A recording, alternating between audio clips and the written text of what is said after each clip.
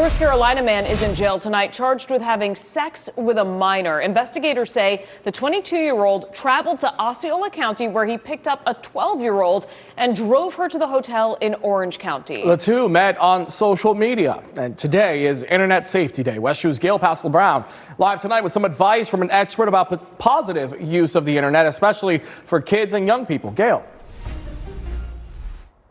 Absolutely. During Internet Safety Day, organizations, schools, communities have been hosting workshops as well as campaigns to try to tell folks and inform them about online safety, because there is so much to be careful about, from cyberbullying to predators.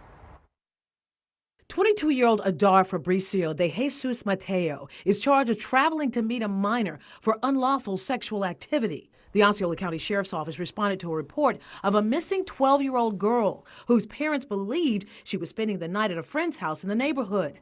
But detectives tracked the girl's phone to a hotel in Orange County. Investigators learned the two met on social media and communicated for several months, planning their meetup.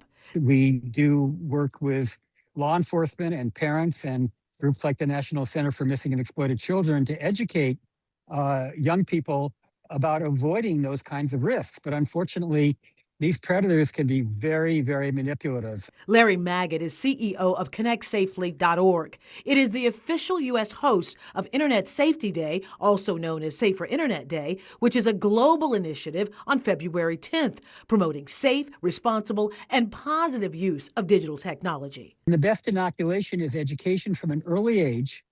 Again, not to scare them, but to empower them to know the difference between somebody who is a genuine friend, like somebody they know in the real world, or a stranger that may appear to be a friend, but who is out to exploit them. Now, as a parent, what should I do? You should talk to your children, frankly. You should ask them what services they use. You should ask them how they protect themselves. You should talk to them about privacy, and you should do it initially in an upbeat way. Like, what's fun about Instagram or Snapchat or whatever it is they use? He says have those conversations early and often and watch the red flags. As soon as the conversation starts to become intimate, it's a good time to bail out. If they ask you to move to another platform, let's say you meet them on Snapchat or Roblox or Instagram and they want to go off to another platform, no. You're going to lose all the protections that these platforms have. They may want to go to an encrypted platform. If they say, well, this is our secret, that's a red flag.